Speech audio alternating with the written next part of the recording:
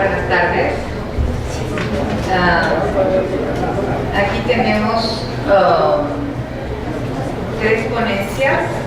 La primera es del licenciado Francisco Javier Cerón Luna, el proyecto intercultural en Quebec y su tratamiento en el cine.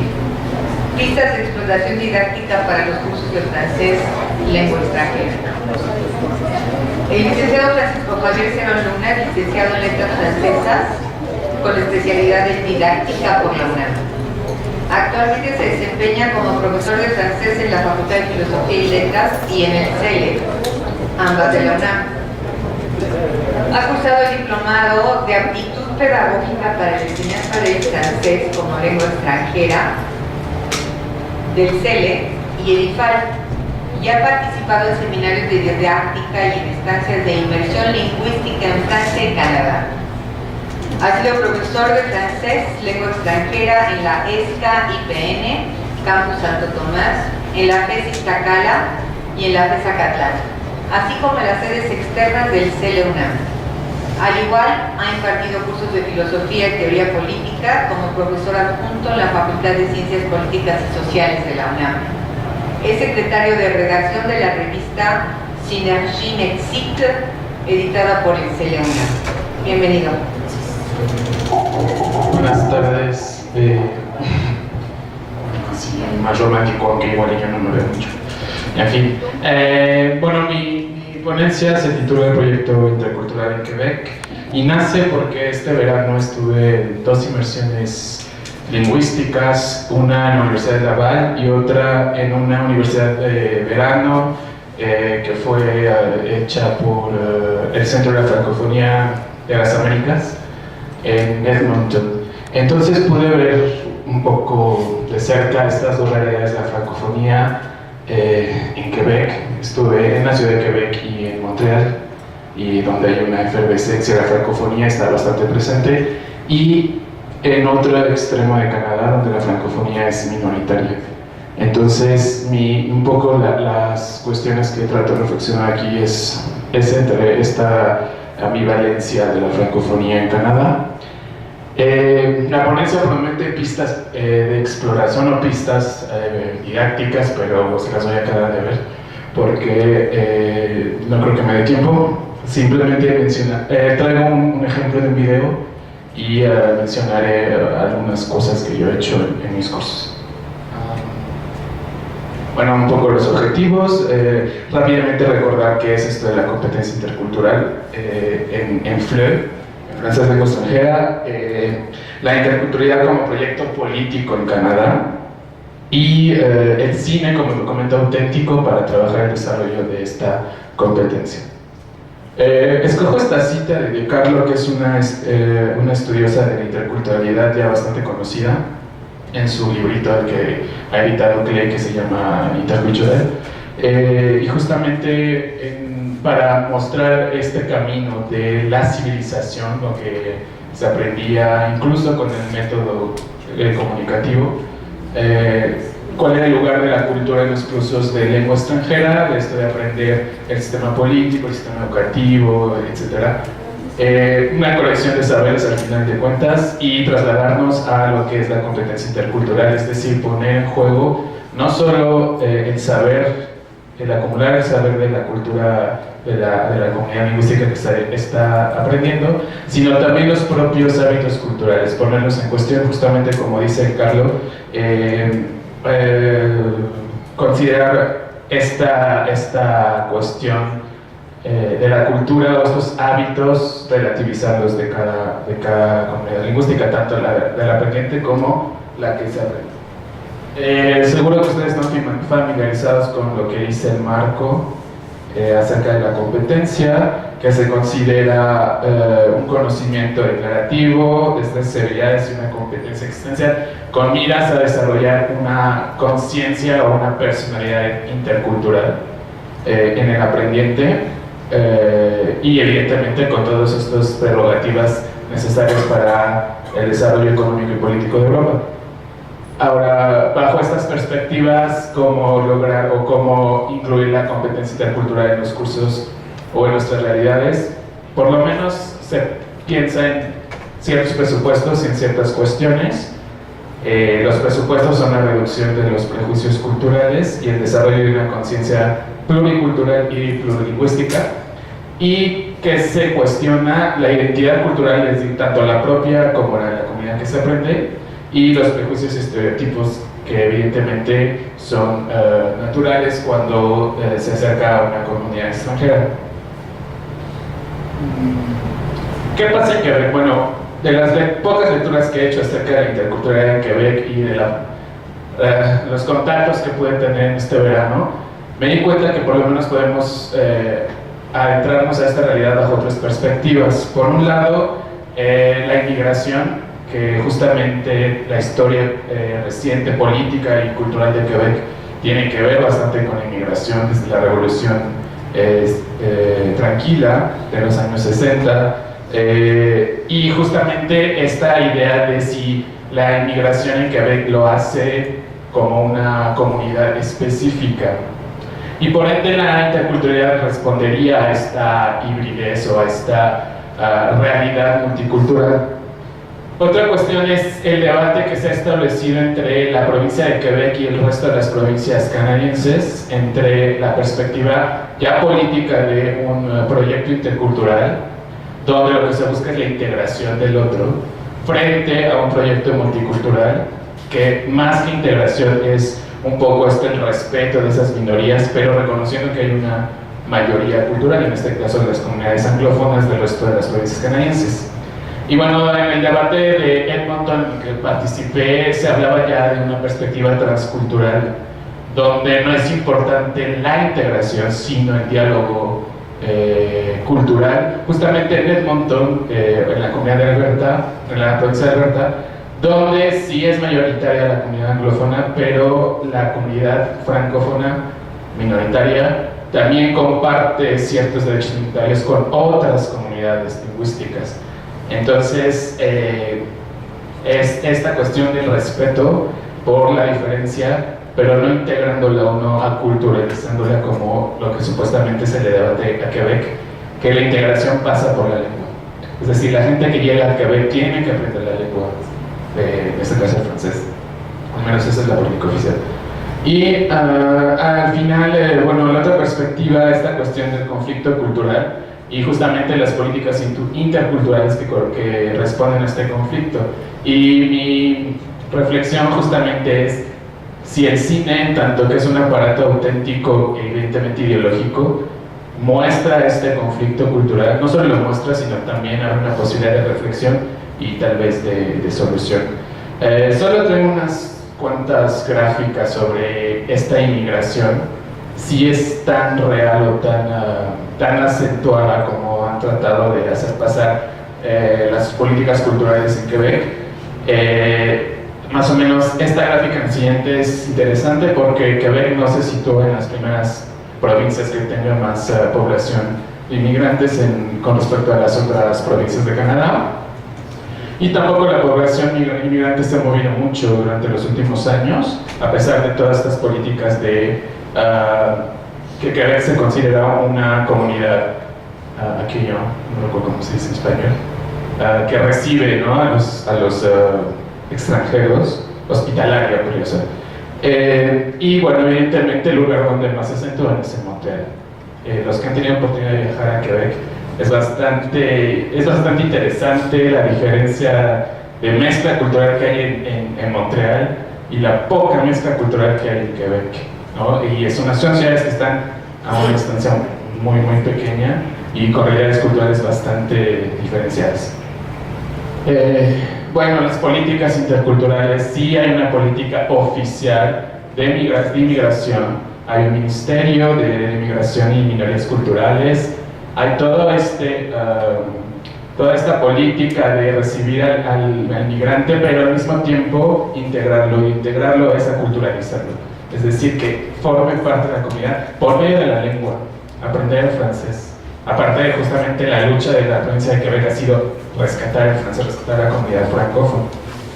Esta tablita es de un ensayo que encontré sobre un proyecto intercultural en los colegios, que es más o menos como el CEGEP, creo que la secundaria sería la secundaria aquí en México, cómo pasa esta política intercultural a través del, perdón, está en francés, pasa a través del propio sistema educativo, donde más que enfocarse en los contenidos programáticos, se trata de enfocar en estas tres cosas que están arriba,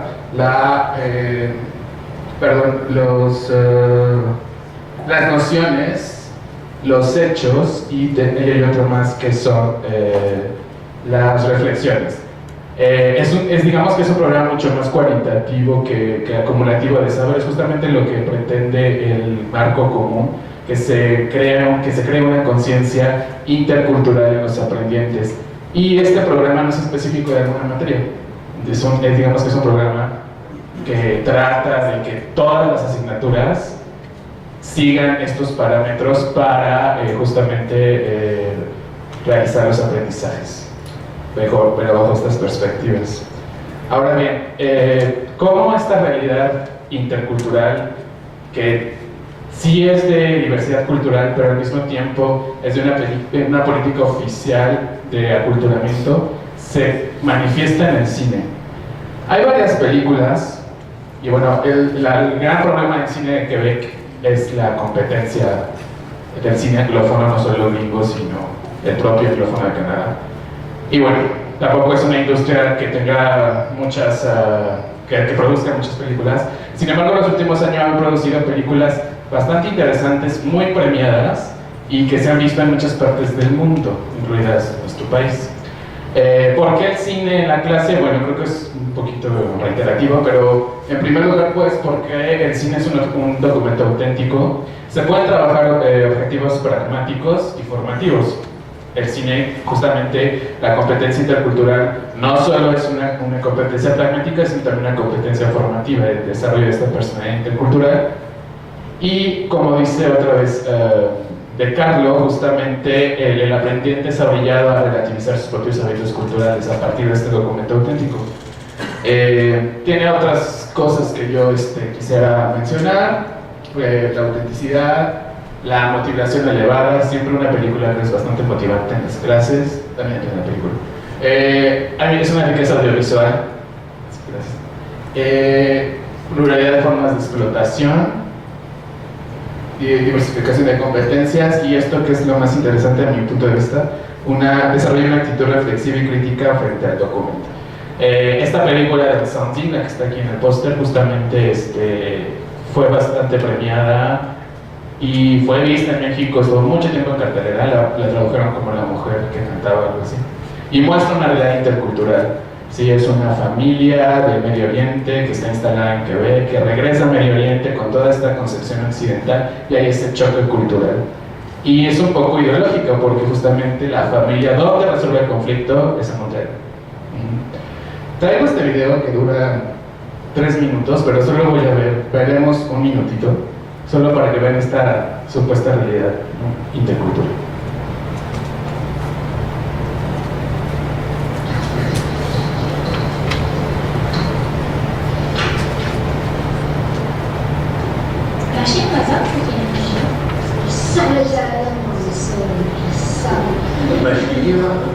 Porteur c'est quoi la bonne nouvelle?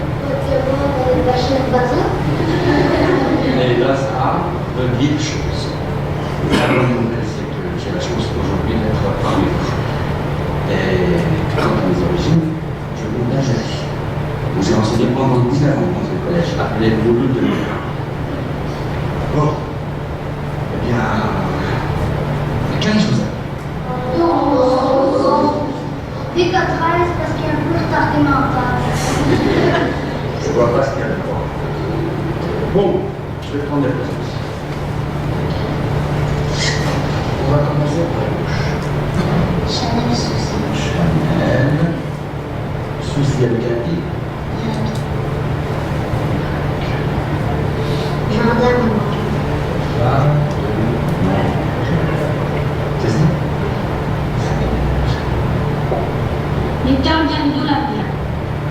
Garrido, si quieres hasta ahí, porque ya se va a acabar el tiempo. Sí, hasta ahí. Bueno, la película se llama Monsieur Lazare. es de 2011, recibió bastantes premios, en México también estuvo en cartera comercial, que es bastante raro, y muestra justamente esta realidad de este profesor argelino que llega a la escuela, que miente para tener trabajo porque ni siquiera es profesor, y que se encuentra en la realidad multicultural. Los alumnos son de ya segunda, tercera generación, hay de origen anglófono. Se va a encontrar un chico también de origen argelino, este chico de Garrido, que es de origen chileno, evidentemente los de origen canadiense, en fin. Cuando pasa la lista, que pareciera pues un acto bastante nul, bastante X, manifiesta justamente esta supuesta armonía intercultural que podría haber en Quebec. ¿Cómo explotar en el salón de clases? He leído algunas cosas de que bueno, la competencia intercultural se centra en la reflexión y no más allá, pero aunque pareciera bastante reiterativo, creo que es justamente la riqueza del cine frente a la competencia intercultural. Relativizar justamente esa pluralidad cultural y cómo hay un diálogo, cómo hay un conflicto, porque la película va a plantear conflictos culturales entre los niños y entre el profesor y entre la institución educativa y cómo los resuelven. Bueno, al final el profesor tiene que ir, pero no necesariamente por las cuestiones interculturales. Pero sí, esta película mostraría justamente cómo, y relativizaría justamente también estas políticas interculturales, que al final de cuentas la interculturalidad o la mezcla de culturas o aprender una lengua extranjera con el contacto cultural, que es inevitable, nunca deja de ser conflictivo. El punto es cómo resolvemos ese conflicto. Muchas gracias.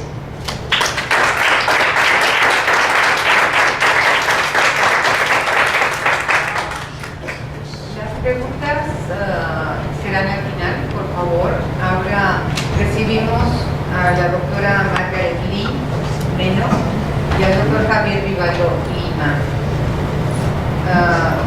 con la ponencia Desarrollo de un modelo intercultural e interdisciplinario para el estudio de la cultura canadiense anglófona a nivel intermedio superior. La doctora Margaret Lee Meno es licenciada en Letras Hispánicas por la Universidad de Loyola, Magdalen College, Chicago, maestría en Estudios Políticos, Governor State University, Illinois, doctorado en Educación por la Universidad de La Salle, profesora investigadora a tiempo completo en el área de investigación en lenguas y culturas extranjeras de la Universidad Autónoma Metropolitana de Iztapalapa.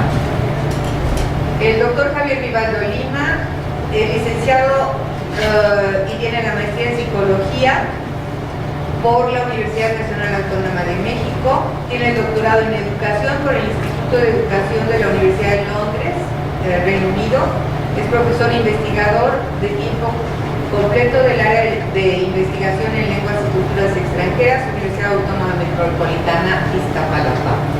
Les damos la palabra. Gracias, muchas gracias por estar aquí. Nos consideramos muy afortunados de haber sido audiencia en la serie de interesantísimas ponencias que nos han antecedido. Es verdaderamente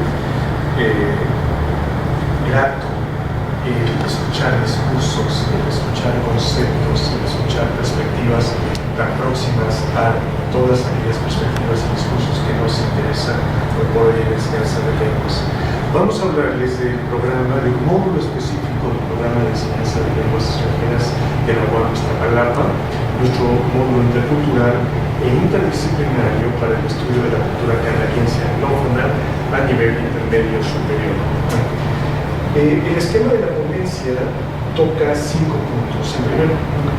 En primer lugar, ¿por qué incluir la cultura en la enseñanza de inglés? Estamos hablando del programa y el módulo específico del programa de inglés canadiense, el módulo canadiense del programa de inglés, pero este esquema es el mismo que manejamos en inglés, francés, alemán, italiano y ruso. El segundo punto será una visión muy global de lo que es el programa de inglés de la UAM Iztapalapa y vamos a aterrizar en el curso de inglés 9. Cuando piensen en el número 9, piensen en trimestres. Nuestro programa va a durar 12 trimestres, que son los 12 trimestres de una licenciatura de un estudiante en la UAM. Vamos a describir el módulo cultural estudiante en Canadá y vamos a terminar con una reflexión sobre la deliciosa problemática de enseñar críticamente la cultura. El grave problema al que nos enfrentamos y que disfrutamos en la UAM todos los días. La pregunta es, ¿por qué la cultura? La segunda pregunta, ¿es suficiente el abordaje lingüístico? La respuesta de todos los ponentes que hasta ahora nos antecedieron es no. ¿Sí? ¿Por qué no? En primer lugar, es una realidad en nuestra universidad, así como en muchas otras instituciones de educación superior del país, este desafío de la movilidad estudiantil a nivel licenciatura y posgrado en la UAM es una realidad. Acaba su mes de salir la convocatoria de movilidad internacional y cada vez tenemos un mayor número de estudiantes que dentro de un esquema de flexibilidad curricular pueden cubrir 30% de su licenciatura, estoy hablando de vista, cursando estudios en universidades extranjeras. También el reconocimiento actual de la inseparabilidad de la lengua y la cultura, de la perspectiva intercultural.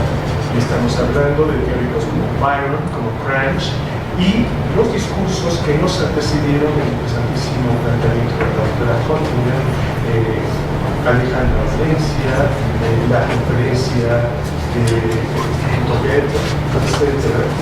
Y también los beneficios asociados a la educación humanística, independientemente del factor que planteó la doctora Fortuna, en el sentido de que entrar a la lengua y a la cultura potencializa la construcción de un aprendizaje significativo.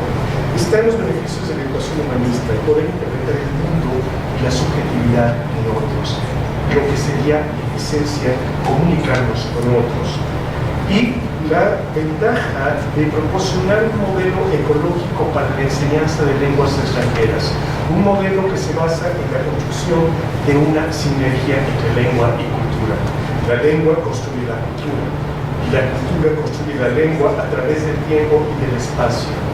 Y la construcción del estudiante universitario, el estudiante de la universidad pública, de imaginarios, temáticas, íconos, y acceder a voces diversas y contestatarias. ¿Qué distingue el programa interdisciplinario intercultural de inglés de la UAM? Se construye en 4 bloques curriculares. Cada bloque es de 3 trimestres. Cada bloque construye un nivel de competencias. El primero, competencias básicas, nivel A2 del marco común europeo, no tiene créditos, es extracurricular y es propedéutico. El segundo bloque, trimestres 4, 5 y 6, es curricular, es obligatorio y constituye la inserción de las lenguas extranjeras como disciplina académica de los programas de estudio de todas nuestras licenciaturas. Al término del 6º trimestre, nuestros estudiantes adquieren el nivel B1, cubren el requisito de nuestra universidad con respecto a lengua extranjera y están recibiendo una formación lingüística y cultural. Posteriormente tenemos trimestres 7, 8 y 9. Vamos a trabajar vamos a hablar del último de este bloque, el bloque intermedio superior. Estamos hablando de una competencia de 2 del marco común europeo, de una competencia intermedia superior de estándares de los Estados Unidos de América. Al final de este 9º trimestre, el alumno cubre requisitos de posgrado. Todos los posgrados establecen nivel B2 para graduación. ¿Cuáles son nuestros contenidos? Aproximarnos a la cultura desde un punto de vista interdisciplinario. Nuestros estudiantes analizan historia, geografía, política, sociología, literatura a través de novelas simplificadas de primero al 8º trimestre. Es un andamiaje construyendo el acceso a la literatura vía la novela simplificada. En el 9º trimestre, el alumno ya construyó competencias que le permiten acceder a literatura no modificada en la lengua extranjera. También el alumno es expuesto a poesía, música y cine. En cine, una mancuerna entre una novela ícono y su versión cinematográfica. Siempre va a construir el conocimiento de la novela a partir del conocimiento de la temática en la novela que después verá traducida en una película. Y este noveno trimestre es la puerta de entrada a nuestros cursos avanzados de temas selectos en culturas anglófonas. Inglés 9, módulo cultural de cultura canadiense. Se construye a partir de un conjunto de textos expositivos. La característica de nuestro programa es la demanda lectora que se plantea al estudiante. Se ven textos expositivos. What are the cultural differences between Canada and the US? Un libro, Gateway to Canada, de sobre y se hace una investigación, los estudiantes llevan a cabo una investigación sobre opciones de cursos de posgrado en instituciones canadienses. El acceso a literatura es vía primero el ensayo de Margaret Atwood, From Survival, A Thematic Guide to Canadian Literature, el cuento también de Margaret Atwood, The Age of Death, un poema épico, Rebirth and Its Veteran, de Pratt, y la película Black Road. Black Road es la película central, Snow Walker es una película complementaria. Y por último, la canción All Sides Now de Johnny Mitchell. Lo que tienen enfrente es el texto que traemos al primer día de clase. El primer día de clase el alumno no ha comprado su libro de texto, no ha comprado los libros complementarios, entonces es un primer acercamiento a analizar un texto muy interesante con un vínculo de internet. What are the cultural differences between Canada and the US? How is Canada different? Let me tell you. La perspectiva de un estudiante en Canadá. Posteriormente tendríamos el libro Gateway to Canada. No se lee todo el libro, se leen los primeros capítulos selectos, pero este libro es muy importante, se lee ya, no es modificado, no es simplificado, de Virginia Sauvé, autora a la vanguardia de la enseñanza de inglés como segunda lengua en Canadá desde una perspectiva intercultural y ecológica. Y este libro es fundamental porque es el libro que el gobierno de Canadá recomienda para preparar exámenes a inmigrantes, ¿sí?, en la obtención de residencias. Y Sauvé plantea, como maestros, nuestra meta es facilitar el contacto con las culturas, más no enseñanzas. Lo que tienen en pantalla es un esquema, no esperábamos que se leyese, nada más ven muy rápido la estructura. Por ejemplo, capítulo 1, Canadá, inicios tempranos, el gobierno y economía, artes, educación y deportes, el mosaico cultural en Canadá, y posteriormente se va analizando cada una de las principales regiones de Canadá. Con respecto, doy la palabra a Margaret, continúe. La presentación de alumnos, pragmáticamente, depende si no tenemos muchos días feriados en el trimestre. Cuando no hay, tenemos tiempo, como digo, que tenemos 22 horas en un trimestre para la cultura. Sí les gusta porque empiezan a pensar de si es posible a ir a investigar en la universidad los estudiosos allá, requisitos, etc.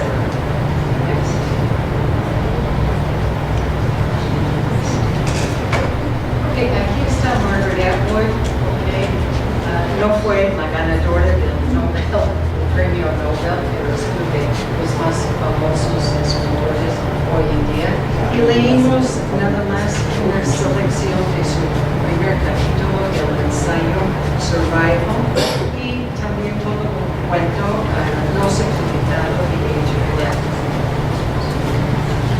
Que se acerque un poco más el micrófono a la ponente porque no se escucha nada de eso. From Survival, este ensayo, Edward está marcando, después de describir los símbolos que ella piensa que son de los Estados Unidos y Inglaterra, dice ella que el símbolo nacional de Canadá es la supervivencia, este sentido de aferrarse y mantenerse con vida.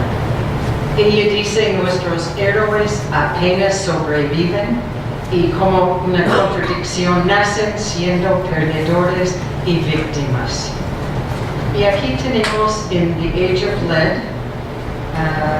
que es un juego de tiempos, es una reflexión de supervivencia de una mujer contemporánea en los años 90, en Toronto, alrededor de su vida, su familia y sus amistades. Y todo está disparado al ver en una noche que está en casa un documental en la tele sobre el rescate de cuerpos momificados, y sí es cierto, en el hielo de la fallada expedición Franklin, que se nota allá en la mapa, que estaba en busca de este famoso, ¿cómo se dice? El oro perdido aquí en México. La ruta noroeste de Northwest Passage en el siglo XIX. ¿Sigue? Uno de los marineros de esta expedición, y ella lo están viendo en la tele, se llama John Torrington. Aquí tenemos a pobre John. Evoca en Jane la imagen y la vida de su mejor amigo Vincent, recientemente fallecido. Es como una memoria que dispara como Marcel Proust, viendo esto. Siguiente, aquí tenemos a E.G. Pratt, que fue el autor de un poema épico, Brebeuf y su Brethren. Y quería decir que Atwood es de Ontario, también Pratt nació en Nueva Tierra, pero por todos los propósitos creció en Ontario. Y en este poema, que nada más leemos una página y media porque es como 50 páginas, tenemos una narración fundacional, que para nuestro programa estos son importantes, de supervivencia en el siglo XVII sobre los misioneros jesuitas, los que están llamados los mártires norteamericanos, y lo que posteriormente los alumnos ven en la película Black Roll. El crítico literario Leonard Fry señala que este poema expresa el tema trágico fundamental del imaginario canadiense. Y aquí tenemos la película, que es, como dice aquí, una jornada hacia el exterior de este jesuita joven francesa, y su cambio de su percepción de los indígenas y también las dudas al final de su propia fe. Tenemos también una película alternativa, Snow Walker, basada en el cuento de Farley Moat, también de Ontario, sobre un blanco, un piloto egoísta y arrogante, se estrella en el helado territorio noroeste con una mujer inuita enferma, quien le enseña cómo sobrevivir en el Ártico. Y él termina, en el principio de la película es muy racista contra los indígenas y claro, se cambia totalmente su actitud. Aquí tenemos la famosa cantante Joni Mitchell con una canción que está midiendo ya cuando uno está más madura el cuestionamiento y sinceridad de su madurez, al contrario de sus poses cuando estaba joven. Y se relaciona mucho con el cuento de Atwood, también con las películas. Siguiente, aquí tenemos este libro, Canadian Culture Studies, que es una recién colección en orden cronológica de estudios, de artículos de investigación sobre la cultura desde el punto de vista de la metodología de los estudios culturales, que siempre cuestionan una cultura hegemónica. Y uno de estos ensayos es por Rob Shields, y el nombre de su artículo es The True North, Strong and Free, que está tomado de la siguiente. Está tomado del himno nacional en inglés de Canadá, The True North, Strong and Free.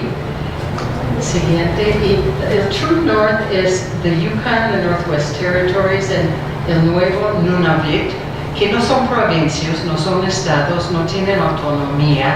Entonces, toda su dirección viene de Ottawa en Ontario. Y precisamente Rob Shields está enseñando que es un mito la supervivencia en el norte y este lugar tan pristina, porque está reforzando un sentido de la identidad canadiense, mientras que está encubriendo la explotación y subdesarrollo de esta región en Canadá. Entonces, en realidad, esta parte que vemos mucho en nuestros materiales es una colonia interna y está puesto como una Arcadia, un Edén, precisamente por los escritores que vienen del sur y central de Canadá. Y entonces, para terminar, nada más estamos tomando de Virginia Solvay que la cultura no se circunscribe al contenido, sino que tiene que ver más con la creación y recreación de las relaciones sociales. Es por eso que es problemático. La cultura es un complejo proceso en movimiento, así como nuestras interpretaciones y reinterpretaciones. Nadie tiene la última palabra. Entonces terminamos aquí diciendo, bueno, la próxima vez que voy a estar dando este módulo de Canadá, yo creo que voy a estar apuntando más de este subtexto sobre estos símbolos de Canadá, sobre el norte. Y es nada más para remarcar que siempre uno tiene que estar leyendo el estado de conocimiento en la cultura que uno está enseñando así. Y también estar siempre revisando los propios materiales que uno tiene en su currículum. Gracias.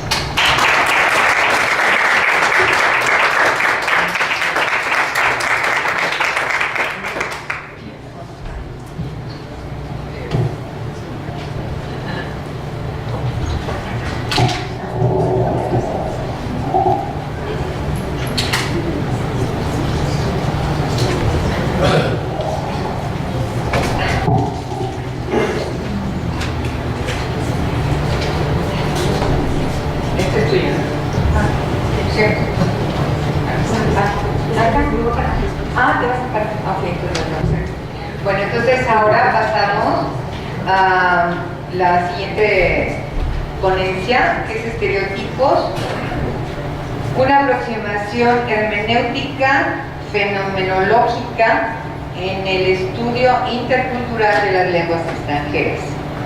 La ponencia la da la doctora Gloria Josefina Hiroto Iko, no lo sabía, nada más era Ito, y la doctora Gloria Josefina Hiroko Ito Sugiyama tiene el doctorado en literatura comparada por la Universidad de Leipzig cum laude. Realizó estudios de maestría en el Centro de Asia y África del Colegio de México en literatura japonesa. Es licenciada en lingüística y literatura alemanas en la Facultad de Filosofía y Letras de la UNAM, con mención honorífica. Como profesora titular C del Departamento de Humanidades A y en la especialización en la maestría en literatura mexicana contemporánea, es Mi 1 PROMEP, miembro del CA-UAM 105 y de redes temáticas. Estudios culturales, género, lenguaje y sustentabilidad. Ha escrito diversos artículos en revistas como Estudios de Lingüística, el Centro de Lenguas Extranjeras del CELE de la UNAM, revista de la Asociación de Maestros y Maestras de Lenguas Extranjeras de AMLEX, Concitec, Relingüística de la CELEX de la UAM Azcapotzalco, tema y variaciones de literatura y fuentes humanísticas de la Universidad Autónoma Metropolitana Azcapotzalco también.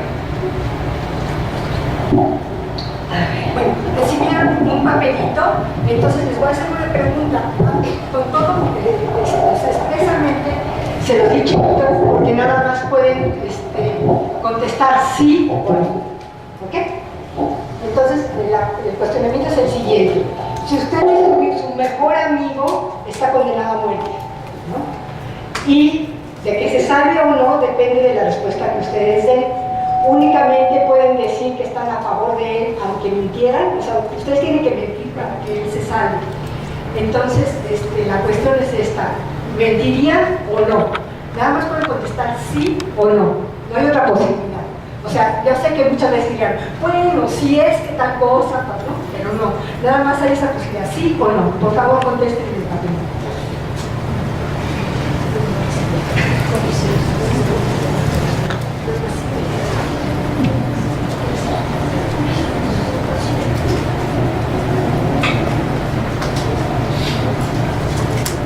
Es un mejor amigo, entonces mentirían para salvarte sí o no.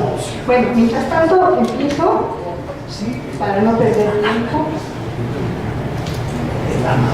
Bueno, la interculturalidad se ha definido de distintas maneras, pero bueno, aquí nada más queremos decir que en los años recientes se han realizado estudios interculturales en casi todos los campos del saber, en las ciencias sociales sobre todo, ¿no?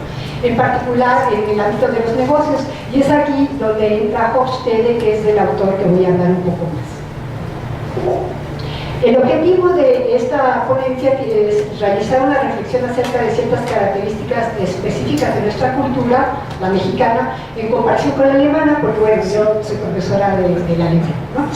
Bueno, entonces la comprensión del otro posee sus repercusiones en nuestro campo de estudios, la enseñanza de lenguas extranjeras. Bueno, en la hermenéutica cada vez nos habla del diálogo con el texto. Nos dice que es más que una metáfora. Para comprender algo hay que llegar a un entendimiento con otros acerca de él, y esto solo se puede lograr a través de una conversación que sostiene el juego de preguntas y respuestas. Y sobre todo que sabemos que hay que traspolarlo a nuestro horizonte cultural, porque es muy distinta la época en que vivieron algunos, o sea, nuestros antepasados, y la que estamos viviendo nosotros. Entonces, el diálogo intercultural es un intercambio de puntos de vista abierto, respetuoso y basado en el entendimiento mutuo. Para esto tiene que haber cierta tolerancia. Si no se cumple este factor, pues entonces no estamos estableciendo un diálogo. La función de este diálogo es promover la cohesión social y la construcción de identidades personales y colectivas en el entorno multicultural, y si no se promueve un cambio, entonces al menos el respeto y la tolerancia. Ahora, ¿cómo se puede tratar la complejidad de la percepción descrita por esta sensibilidad intercultural? Sabemos que, no sé si ustedes hayan visto, pero en muchos libros de texto de los distintos idiomas, en una temporada aparecía mucho, a ver, ¿cómo es el extranjero? O sea, el de la lengua que estamos aprendiendo, y cómo es el mexicano. Entonces, generalmente, siempre se dibujaba al mexicano como el pachanguero, el que le gustan las fiestas, ¿no? Y todo esto. Entonces, tiene su porqué, ahorita lo vamos a ver. Actualmente, los estudios de Hofstede, él lo hizo principalmente con un fin más bien económico, pero bueno, con toda reserva vamos a tomar en cuenta de todos modos los 5 índices que él propone. De todos modos, acuérdense que nada es para siempre y que además esto ya ha sido criticado, ¿no? Pero sí tiene cierta verdad. Entonces vamos a tomar esto, ¿no? Entonces, el mexicano es visto como más cálido, generalmente, sobre todo en comparación con un alemán. Cuando salen los libros de texto decía, el alemán frío, el mexicano cálido, ¿no? Entonces, yo me llevo a preguntar por qué se dice eso, ¿no? Yo me acuerdo que en una ocasión una profesora también lo presentó en alguna de los coloquios y le dijeron, oye, ¿y por qué? Es que en realidad no sé, ella era alemana, ¿no? Y decía, no sé por qué nos dicen fríos si no lo somos, ¿no? Entonces digo, todo es comparativo y como se ve desde otra perspectiva.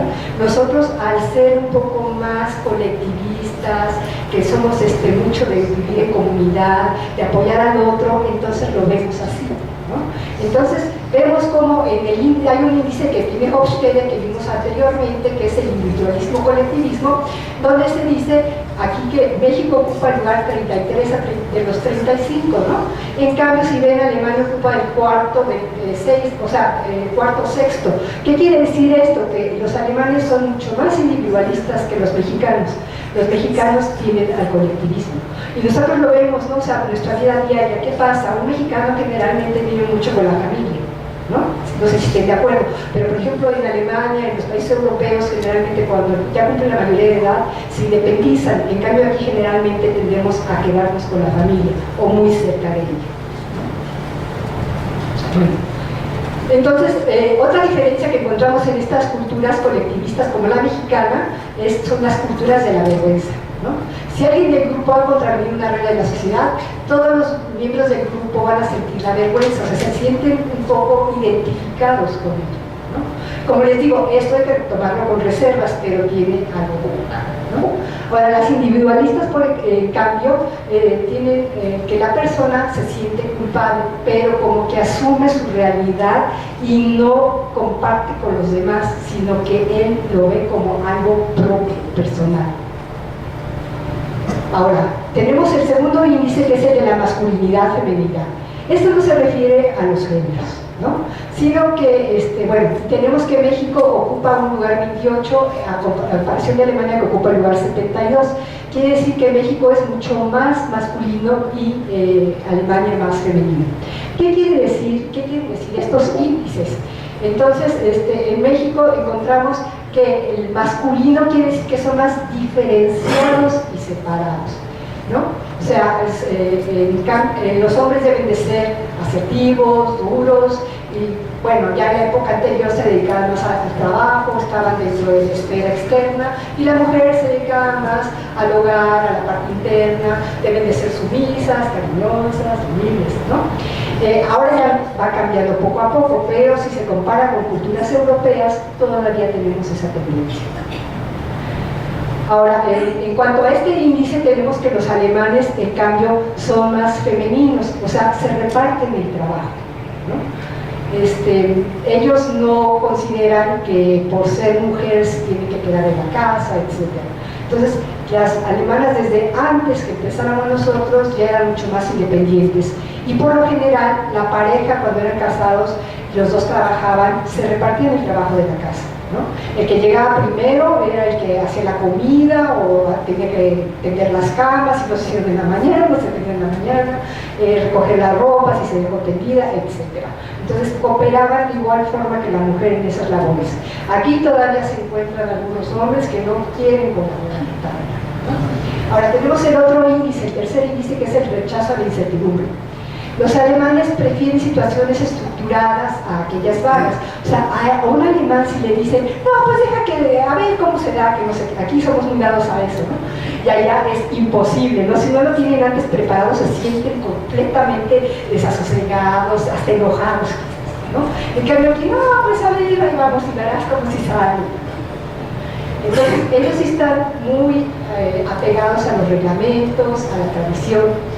Aquí también hay la tradición, pero no tenemos ese concepto de tener ya las cosas preparadas. Incluso yo me acuerdo que en Alemania muchas veces decían, es que ya preparamos, o sea, era apenas enero o febrero, y ya habían preparado sus vacaciones de mitad del año, o sea, las de verano y las de fin de año, ¿no? En cambio acá muchas veces, igual que los franceses son latinos, ¿no? Entonces los franceses yo me acuerdo que eran muy espontáneos. Tenía unas amigas que una era francesa y otra alemana, y entonces la alemana decía, no, pues yo ya tengo preparados mis viajes para el verano, ya reservé para el invierno, no sé qué. Y la francesa de repente le decía, oye, y ella había reservado con la alemana, pero luego le decía, oye, pero ¿sabes qué? Me acaban de decir de un viaje muy barato a China, entonces yo mejor mañana me voy a China. Y ya no voy contigo, ¿no? Entonces la alemana se ponía pero de malas, me decía, oye, pero si ya lo hemos planeado, ya lo reservamos. Y la otra era así como muchas de las que hacemos nosotros, ¿no? De que muchas veces, yo me acuerdo también una cubana, ya se iba a regresar, o sea, estábamos becadas en Alemania, y cuando ella ya se iba a regresar a Cuba, faltaba una semana para que se fueran y todavía no había arreglado nada. Ni sus papeles, ni sus pertenencias, nada, ¿no? Tenía todo así. Entonces le decía al hermano, oye, ¿cómo puede ser eso? Ya te vas a ir. Yo ya tendría todo listo, ¿no? Ya empacado, ya todo sería, pero claro que también hay diferencias personales, ¿no? Pero pero bueno, ya estamos considerando generalidades. Entonces, los alemanes, como les digo, están catalogados como rígidos, en tanto que el mexicano, al contrario, es más relajado. Incluso pues, se dice, bueno, el término en inglés es físico, es mucho más. Bueno, a ver, de los papelitos, ¿cuántos tuvieron con sí y cuántos con no?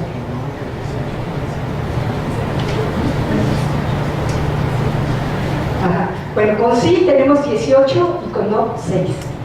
Entonces, ¿qué quiere decir? Y normalmente yo no me lo esperaba, ¿no? Porque estuvimos haciendo un estudio y generalmente todo latino, o todos los que estaban pegados al patrón, al perfil del mexicano, contestarían que sí.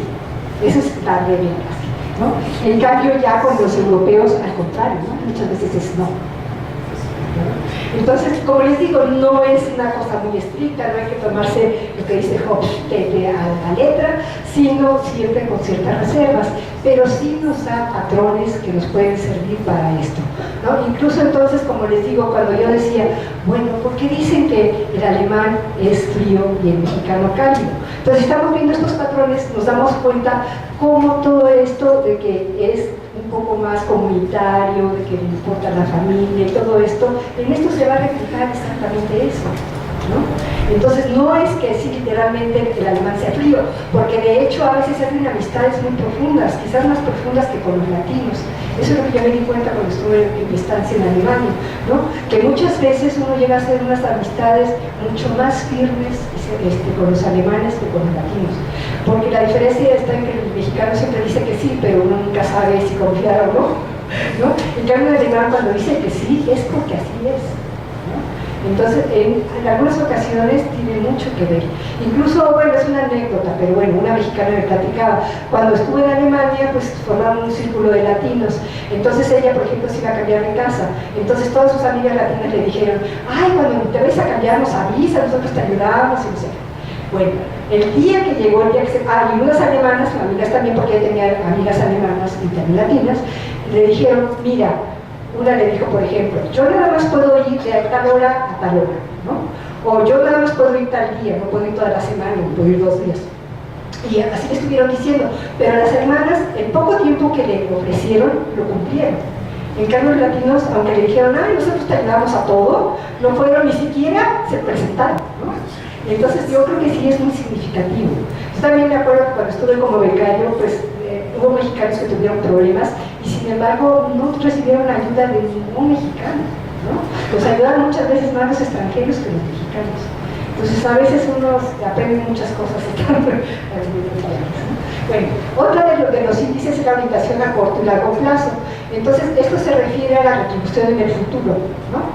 Sobre todo a través de la perseverancia y el ahorro. En eso se podrán dar cuenta que pues, el alemán sí es muy ahorrativo, en cambio el mexicano casi no acostumbra, no tiene esa costumbre, ¿no? También otra cosa más de esto, por eso el alemán está en la posición 13, incluso se dice que el mexicano ni siquiera aparece en la lista, ¿no? Y bueno, se dice que la seriedad de las culturas a largo plazo es un periodo feliz que empieza prematuramente, ¿no? Mientras que las culturas de orientación a corto plazo es un periodo desgraciado y comienza relativamente tarde en la vida. O sea, los mexicanos están orientados hacia el corto plazo y los alemanes a largo plazo.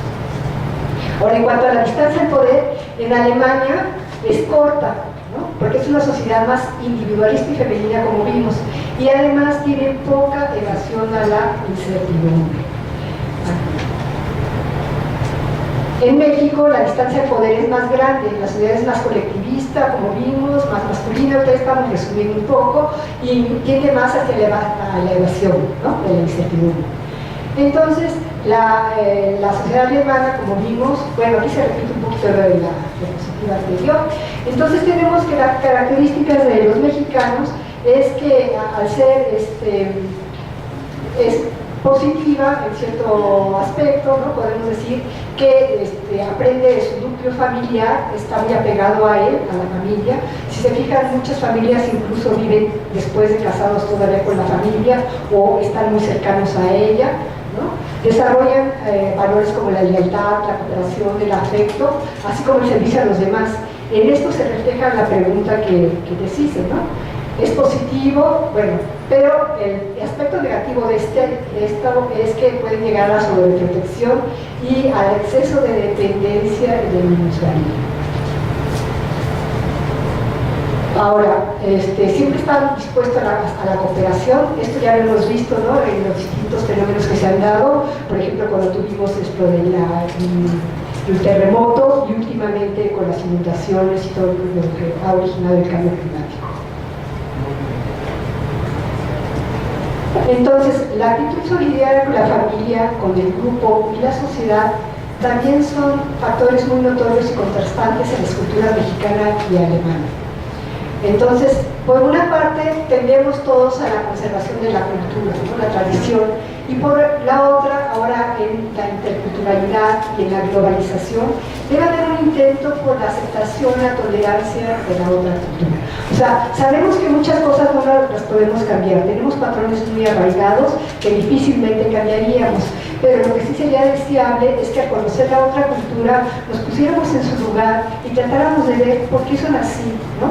Y al saber cómo son, entonces es cuando podemos aceptarnos o por lo menos tolerar su manera de ser. Muchas gracias.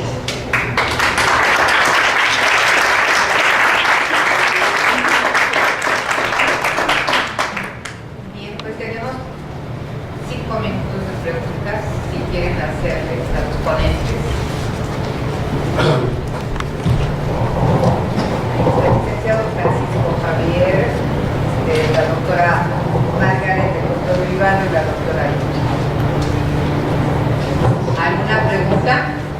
Sí, allá, por favor. Sí, para el doctor Vivaldo. Sí. ¿De cuántas horas comporta cada uno de los trimestres? Cada trimestre son 44 horas. 44 horas. Sí, esa información la omití. Son 44 horas, el 50% es eje lingüístico y 50% es eje cultural. O sea, es una demanda muy alta para tiempos tan marcados. El esquema de enseñanza trimestral crea un desafío muy alto para el profesor. En un esquema semestral hay más espacios para recuperar algunos tiempos, para profundizar algo. Elaboramos esquemas trimestrales de 44 horas. Muchas gracias. Sí, y ahorita, ¿para quién? Yo me pregunto, previamente a estos programas que ustedes están ahora llevando a cabo, ¿cuáles eran sus resultados o cómo era la situación de los estudiantes? ¿Cuáles eran las reacciones a la forma, digamos, tradicional de enseñar? ¿Y cómo están siendo esas actitudes ahora con un sistema innovador y diferente? Sí, un elemento importante en el programa de Iztapalapa fue la vinculación de la docencia e investigación. A finales de los 90, el área de investigación corrió un estudio en el que se evaluaban las prioridades de formación de lengua extranjera de los estudiantes de nuestra comunidad. Los cursos en Iztapalapa, como en muchas otras instituciones de educación superior, eran exclusivamente de lectura en lengua extranjera. Desde su fundación, lengua extranjera se conceptualizó como lectura. En 98 los estudiantes nos dijeron, a la gran mayoría, y estoy hablando porcentajes por arriba del 95%, que la prioridad no era lectura, que la prioridad era comunicación, expresión oral, que la prioridad era atención a conferencias y en tercer lugar la lectura. Entonces empezaron, esto nos dio información, datos de investigación para apoyar ante nuestra institución la necesidad de dar un giro a la formación en lengua extranjera. Luego también hicimos una investigación sobre lectores expertos, viendo estos cursos de lectura qué tan a profundidad permitían un análisis y una reconstrucción de la información en textos complejos de naturaleza académica, y nos revelaron lectores muy superficiales, y nos revelaron que los escritores expertos tenían competencias muy sólidas en lengua extranjera, superiores a niveles A2, B1, de hubo un replanteamiento del modelo pedagógico que coincidió con un replanteamiento del modelo institucional, y ahora este programa está mostrando habiendo muchos desafíos. Es un programa muy complejo, es un programa en el que girar la formación de lengua extranjera, insertar lengua extranjera como una disciplina de todos los planes de estudio, con créditos curriculares obligatorios a nivel intermedio del marco común europeo, está sí poniendo una muy alta responsabilidad para los profesores, para la coordinación. Pero una de las satisfacciones es que un programa tan intenso como el que se presentó ahorita para el nivel 9 de Canadá está logrando cubrir estándares, está logrando formar estudiantes críticos. Tuvimos una investigación reciente hace año y medio sobre las percepciones de los profesores y sobre su actitud hacia la interculturalidad y la percepción en los propios estudiantes de cómo se formaba en este esquema intercultural. El común denominador fue que el profesor está satisfecho, que el profesor siente que su docencia se enriquece y que el estudiante está sintiendo que la formación que se le brinda hace una diferencia real en su formación académica. Entonces, ese es el... Bueno, ya, perdón, pero ya es que entra la otra ponencia. A ver, sí. Sí, bueno, buenas noches. Yo creo que la doctora que expuso la cuestión de Canadá, pues la felicito, muy buenos temas que trató. Yo el año pasado estuve en Toronto y creo que uno de los problemas serios que tiene no solamente la educación europea o la educación canadiense en mismo América es sobre la interculturalidad. Es decir, los jóvenes que van a otras universidades o a otros países van en términos de turismo, no en términos de interculturalidad. Entonces es bien curioso que en México les abrimos espacios internacionales para un intercambio estudiantil de profesores, pero nada más para tipo turístico. Ni siquiera hay un desarrollo y conocimiento sobre los tópicos artísticos, sobre los museos, sobre los centros culturales o inclusive autores que han sido padres de la cultura de sus países. Eso es en cuanto a la primera propuesta. La doctora me llamó mucho la atención. ¿Cuál fue la razón que usted tomó como base la parte de la cultura alemana para comparar con México? Lo cual a mí me parece, con mucho respeto, pues no tiene ninguna relación parte de lo germano a lo parte mexicana y más latina. Pero bueno, esto yo quisiera escuchar su opinión. Muchas gracias. Bueno, yo les especifiqué que lo hacía porque yo imparto la lengua alemana, entonces por eso estoy comparando con Alemania, ¿no? Y bueno, que tengan puntos en común sí los podremos encontrar, pero claro, son más las diferencias, como se dio cuenta. Pero yo lo dije precisamente por eso. O sea, yo estoy impartiendo a los alumnos alemán y entonces para mí una de las tareas es mostrarles cuáles son las diferencias o cómo se comportan los alemanes de acuerdo a los estudios que se han hecho. Pero grave es que no existe ninguna similitud. Tenemos que terminar porque esta es la otra. Les agradecemos mucho.